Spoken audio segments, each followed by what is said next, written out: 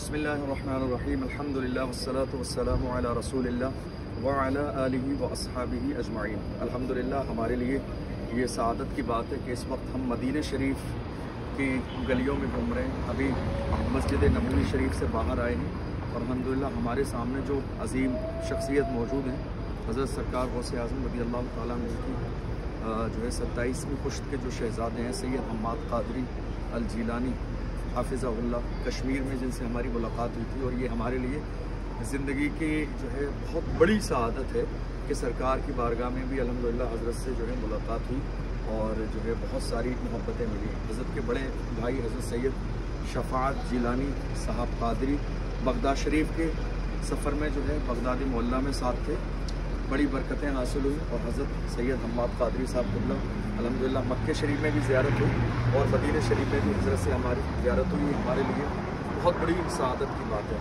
और अल्हम्दुलिल्लाह हज़रत ने बड़ी मोहब्बतों से नवाजा। हज़रत की बहुत सारी करम फरमाइयाँ हैं, मेहरबानियाँ हैं, बहुत सारी इनायतें हैं और जो बड़ों के नवाजने का जो अंदाज़ है अल्हम्दुलिल्लाह मोहब्बतों से हर तरह से, वो सारी मोहब्बतें और अताएँ हमें हमेशा से मिलती आई हैं और आगे भी हमें उम्मीद है कि इंशाअल्लाह मिलती रहेंगी।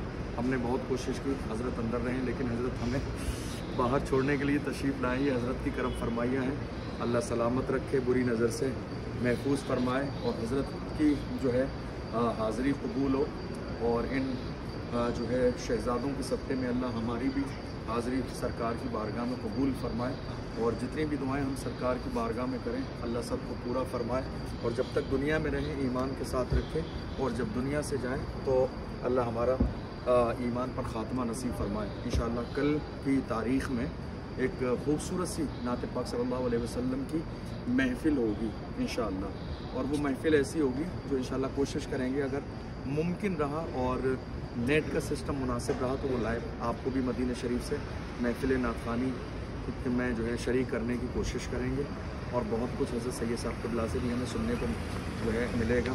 अल्लाह जो है सैयद साहब क़िबला की उम्र में बरकतें अता फ़रमाए और इस मुबारक सरज़मीन के सदक़े में हमारी हाज़िरी को कबूल फ़रमाए। अस्सलामु अलैकुम व रहमतुल्लाहि व बरकातुहू।